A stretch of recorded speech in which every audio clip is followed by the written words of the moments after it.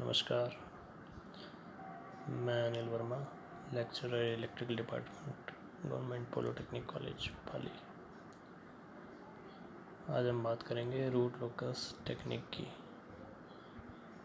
सबसे पहले introduction. The root locus technique in control system was first introduced in the year 1948 by Evans। Evans एक scientist का नाम है जिसने 1948 में इस टेक्निक की खोज की थी। Any physical system is represented by a transfer function in the form Gs is equals to K multiplied by numerator of S upon denominator of S। किसी भी सिस्टम को हम ट्रांसफ़र फंक्शन की फॉर्म में इसी तरह से लिख सकते हैं। We can find poles and zeros from Gs। यहाँ हम पोल और ज़ीरोज़ निकाल सकते हैं Gs से। The location of poles and zeros are crucial keeping view stability, relative stability, transient response and error analysis। Location of poles और zeros की location जो होती है इस प्लेन में हम निकालते हैं। उस लोकेशन के आधार पे हम स्टेबिलिटी, रिलेटिव स्टेबिलिटी और ट्रांजिएंट रिस्पांस और एरर का एनालिसिस करते हैं। When the system is put to service history, inductance and capacitance get into the system, thus changes the location of poles and zeros। जब system में हम inductance और capacitance को इंट्रोड्यूस कर देते हैं तो पोल्स और ज़ीरोज़ की लोकेशन भी चेंज होने लगती हैं। In root locus technique in control system we will evaluate the position of the roots, their locus of movement and associated information.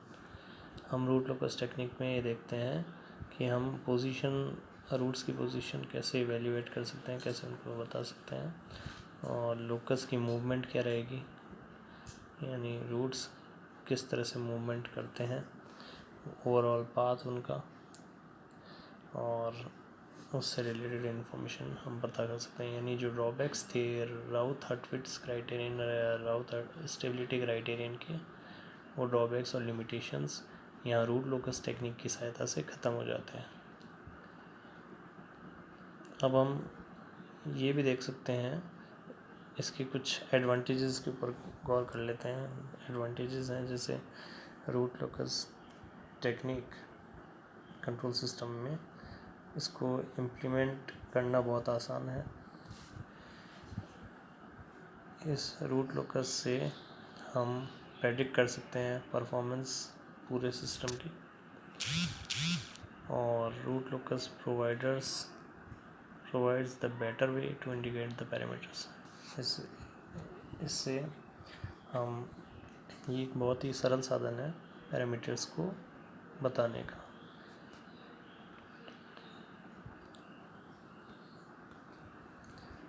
इसमें कैरेक्टरिस्टिक इक्वेशन होती है, जैसे हम 1 + GSHS = 0, ये कैरेक्टरिस्टिक इक्वेशन की फॉर्म है और इसको हम डिफरेंशिएट करते हैं। इसको डिफरेंशिएट करके dk/ds की फॉर्म में ले जा कर के बराबर 0 रख के हम ब्रेक अवे पॉइंट्स निकाल सकते हैं। Break away points suppose two root loci which start from pole and moves in opposite direction collide with each other such that after collision they start moving in different directions in the symmetrical way, or the breakaway points at which multiple roots of the characteristic equation 1 + GSHS = 0 occur. The value of k is maximum at the point where the branches of root loci break away. Breakaway points may be real, imaginary or complex. Break-in point. Break-in point condition of break-in to be there on the root on the plot is written below. Root locus must be present between the two adjacent zeros on the real axis.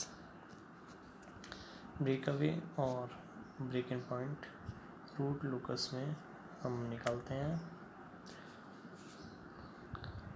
कोई भी अगर graph जब भी plot करते हैं, मान लीजिए ये इस तरह से ये ग्राफ है, आप यहाँ ये जो ग्राफ बनता है वो ज़ीरो और पोल के बीच में बनता है इस तरह से। यहाँ से इस तरह से मान लीजिए अगर ये ब्रांचेस रूट लोकस की जा रही हैं इस तरह से, तो ये जो पॉइंट है ये कहलाएगा ब्रेक अवे पॉइंट, जहाँ से ब्रांच ब्रेक हो रही है दो हिस्सों में और जहाँ आकर के मिल रही है मान लीजिए यहाँ, तो ये ब्रेकिंग पॉइंट हो गया। इस तरह से ये दो पॉइंट्स होते हैं। Centre of gravity, it is also known as centroid and is defined as the point on the plot from where all asymptotes start. It is the difference between the summation of poles and zeros in the transfer function.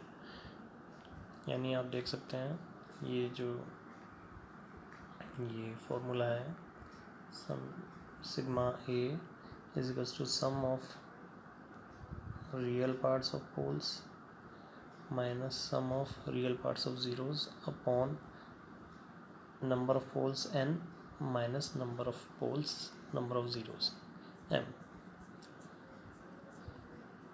एक simple सा formula है, इसकी सहायता से हम sigma ए यानी centroid निकाल सकते हैं। अब हम बात करें asymptotes of root locus. Asymptotes originates from the centre of gravity और centroid and goes to infinity at definite some angle. Asymptotes provide direction to the root locus when they depart breakaway points. जैसा कि अभी हम बात कर रहे थे इस तरह से मान लीजिए ये ज़ीरो और इसके बीच में मान लीजिए ब्रेकअवे पॉइंट हुआ यहाँ से इस तरह से। अब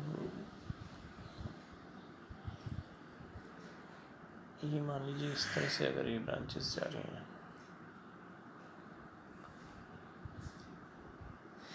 ये इनफाइनाइट पे जा कर के ये इस डैश लाइन को जाके अगर मिलेगा तो ये एसिम्प्टोटिक लाइन होगी। तो ये एंगल ऑफ एसिम्प्टोट्स निकालते हैं इस तरह से। ये जो एंगल होगा ये एंगल ऑफ एसिम्प्टोट्स कहलाएगा। एंगल ऑफ एसिम्प्टोट्स निकालने के लिए सिंपल सा फॉर्मूला है, that is 2p + 1 multiplied by 180/n-1। n is number of poles and m is number of zeros. Angle of arrival or departure, we calculate angle of departure when there exist complex poles in the system. Angle of departure can be calculated as 180 minus sum of angles to a complex pole from the other poles minus some angle to a complex pole from the zeros. इसके बाद में intersection of root locus with the imaginary axis. In order to find the point of intersection of root locus with the imaginary axis, we have to use Routh-Hurwitz criterion by finding auxiliary equation. Auxiliary equation हम find करते हैं जब कोई भी एक रो हर्टविट्स criterion में, राउथ stability criterion में कोई एक रो अगर ज़ीरो हो जाती है तो उस केस में हम ऑक्सिलरी इक्वेशन की सहायता से हम इंटरसेक्शन रूट्स इमेजिंग एक्सिस से वो इंटरसेक्शन रूट्स हम निकालते हैं by finding the corresponding value of के। gain margin by which the design value of the gain factor can be multiplied before the system becomes unstable. gain margin के लिए formula होता है वैल्यू ऑफ के at the imaging axis crossover upon design value of k. phase margin can be calculated as 180 plus sigma gj omega and h omega. Symmetry of root locus is symmetric about x axis or the real axis. root locus हमेशा symmetric होता है x axis के यानी real axis के, यानी जितना जैसा इस तरफ होगा वैसा ही इस तरफ होगा. It is seen in both about x axis like this. Means ये इधर जैसा है सेम ऐसा इधर होगा।